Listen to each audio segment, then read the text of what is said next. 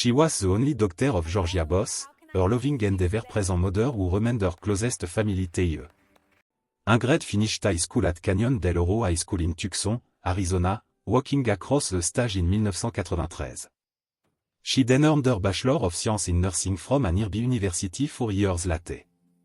Roughly 3 years after receiving her degree, Ingrid moved back to Washington, where she crossed paths with Philip Lynn. The two fell in love, married, and she proudly took his last name, becoming Ingrid Lynn for the rest of her days. Motherhood soon became the center of her universe with the arrival of her daughter Rhea, Brooke, and Noelle, each born exactly 2 years apart. Those 3 little girls were her heartbeat, her reason for everything. Around 2014, Ingrid and Philip's marriage gently came undone. They chose an amicable divorce and shared custody, determined to keep life steady for their children. Even separated, Ingrid's bright, unstoppable spirit never dimmed. By then she was a respected nurse at Swedish Medical Center, beloved by doctor, patient, and co-worker for her skill and unwavering compassion. Nursing was her true calling, second only to her girls. Over time, her bond with Philip evolved into a warm, cooperative friendship that made co-parenting peaceful and gave the children the stable, loving home they deserved. Ingrid also leaned heavily on her mother Georgia, who was a daily PR for both her daughter and her granddaughter. By 2016, 2 years after the divorce, life had settled into a comfortable rhythm. Ingrid loved her job, earned a solid income, and lived with her 3 daughters in Renton, just a smooth 32-minute commute from the hospital. She cherished a tight circle of authentic, lifelong friends. All in all, she was genuinely happy. Still, in her early 40s, a key age for romantic companionship began to grow, when her friends couldn't feel. That longing led her to online dating. She met and messaged several men, yet real connection stayed just out of reach, until John Charlton appeared. Born in the late 1970s in Seattle, John, known as John, was the son of Ray and Joan Charlton, carry military parents who ran their home with iron discipline. They demanded excellence from John and his sister Shannon, top grade, sure done without complaint, a clear pass forward. But John never measured up, and a burning resentment took root early, toward his parents, toward authority, toward the world. That anger often exploded when he was drunk or high, Abby et Lynn hardened often.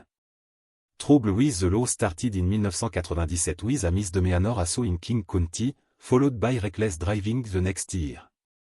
His relationship with his parents crumbled completely. In 2006, exhausted and afraid, Ray and Joan filed for a protection order against terrorism. They told the court in Thurston County that John was verbally abusive, constantly picking fights, and growing more menacing by the day. The order was ultimately denied. Ray explained that crushing pressure and spiraling substance abuse had left John mentally unstable. On June 24, 2006, south of Ogden, Utah, a young mother sat in the back of her van with her baby while her husband browsed a bookstore. Without warning, John yanked open the door, barked at them to get out, and sped away in their vehicle. Police tracked the stolen van up Interstate 15 to a parking lot in Riverdale, Utah, where they arrested him. He was charged with aggravated robbery but pleaded down to attempted aggravated robbery and sentenced to 15 years. He served only 21 months and walked free on June 24, 2008. Within months he racked up a felony robbery in Montana and a misdemeanor assault in Idaho, landing him back behind bar for another 3.5 years until 2012. After that, John's life dissolved into fog. What made him especially dangerous was how easily he could charm. Tall, handsome, magnetic when he wanted to be, John used romance like a weapon, drawing women in, then unleashing rage when the mask slipped. By mid-2012 he was drifting, taking daily board job, sleeping on streets or crashing with ex. Acquaintance described a quiet, almost shy man until alcohol or drug flipped the switch and something unrecognizable took over. That lethal combination of good look and hidden violence was exactly what brought him into Ingrid's orbit through an online dating site. After weeks of messages filled with promise, they arranged their first date, Friday, April 8, 2016, the Seattle Marine, home opener, followed by drink if the night felt right. The evening before, Ingrid excitedly told friends her plan and arranged for Philip to watch the girls overnight. On the 8th, John and Ingrid watched the game together, logging in the stand. It started just after 7h du soir. Things clicked enough that they headed to a nearby bar afterward. À 10h35 du soir, Ingrid texted à Fran, "Everything was going great. But the night was about to become a nightmare." Instead of the tender ending she hoped for, bringing John home would cost Ingrid her life. The polite, attractive man from the internet turned monstro. He beat her, strangled her, then used a sharp gardening saw to dismember her body in her own bathroom. He scrubbed the scene, stuffed her remains into white kitchen garbage bag, grabbed her keys, and drove her 2015 Toyota Highlander into Seattle to dump the bag in recycling bin. He apparently kept drinking afterward and never showed up at an ex-girlfriend's house the next morning as planned. Saturday, April 9, around 10h du matin, Philip arrived at Ingrid's house to return the girls. No answer. He knocked and knocked. Her SUV, always parked outside, was gone. That was wrong. She was off work that day and had never once missed a drop-off. If plan had run late, she would have texted. Worry rising, Philip called her phone. Nothing. He phoned Georgia, who rushed over with the Sparky. Inside, Ingrid's purse, wallet, and phone sat untouched, but she was nowhere. Georgia scrolled through the last text and saw the exchange with John about the night before. She immediately messaged him, "Where is my doctor?" He replied that they'd gone to the game but parted way afterward because she had to get home to her keys, and that police would probably want to talk to him. Then silence. Hours later in Seattle, a homeowner taking out recycling noticed 3 heavy, meticulously wrapped white kitchen bag at the bottom of a bin where they didn't belong. Curious, he lifted one. The unmistakable outline of a human face stared back through the plastic. He called a neighbor to be sure he wasn't imagining it, then dialed 911. Police arrived and opened the bag, a severed leg and foot, pair of arm, a head. Back in Renton, panic spread like wildfire. Friends and family blasted missing person posts across social media, begging for any information about the man Ingrid had been with. Meanwhile, John showed up at his ex-girlfriend's place with a freshly swollen lip, brushing it off as a result of a failed mugging the night before.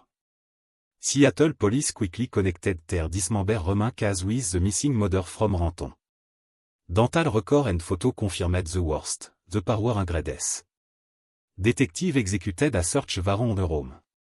They found an almost empty box of the exact same white garbage bag, trace of blood in the bathtub drain, and, propped casually against the bathroom wall, a blood-crusted pruning saw coated in tissue and bone fragments. Her computer showed she had purchased 2 tickets to the Marine game. Philip was briefly looked at, standard procedure with ex-spouse, but cleared almost instantly. On April 11, Ingrid's Highlander was located downtown Seattle. 3 of John's fingerprints were lifted from under the driver's door handle, along with more matching garbage bag. When detective brought John in for questioning, he seemed almost ordinary at first. He claimed they took a bus to her house after the game, hinted at possible intimacy, then said he blacked out and woke up downtown on a bench. He insisted he had texted her the next morning asking how she slept. Asked where he lived, he admitted he had no fixed address. Detective left the room, leaving the camera rolling. Alone, John rolled up his sweatshirt, lay down on the interview room floor, and took a nap. His most recent ex told police he had arrived late that Saturday with the swollen lip and fresh scratch on his head, chin, chest, and arms wound detective had already noticed. Fingerprint confirmation sealed it. On Monday, April 11, 2016, John Charlton appeared before a judge. Bail was set at $5 million.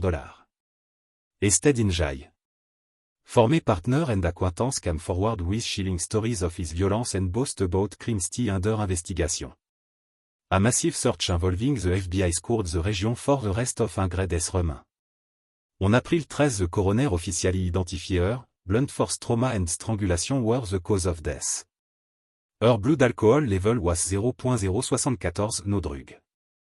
Days later, more par surfaced in separate recycling bin, including a torso with a distinctive navel piercing that left no doubt.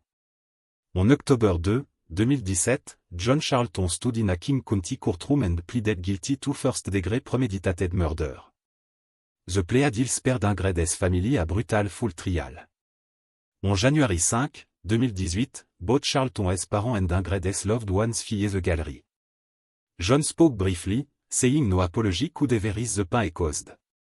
Philippe's victim impact statement broke hearts and spoke of the mother his little girls had lost forever, the guidance and love they would never again feel. A close friend called John a coward for trying to vanish instead of facing what he had done. The judge said she would have given life if the law allowed. Instead, bound by the plea agreement, she sentenced John Charlton to 27 years and 9 months, the maximum under sentencing guideline. Many in the public were outraged that he could walk free before 60. EHS never offered a motive. Ingrid's designated national conversation about the hidden danger of online dating. Philip HAS poured everything into raising Ree, Brooke, and Noel exactly at her mother would have wanted. A GoFundMe for the girls raised an astonishing $270,000. If this case left you speechless, please like the video and subscribe. We upload a new true crime story every single night. Until next time, stay sharp, stay vigilant.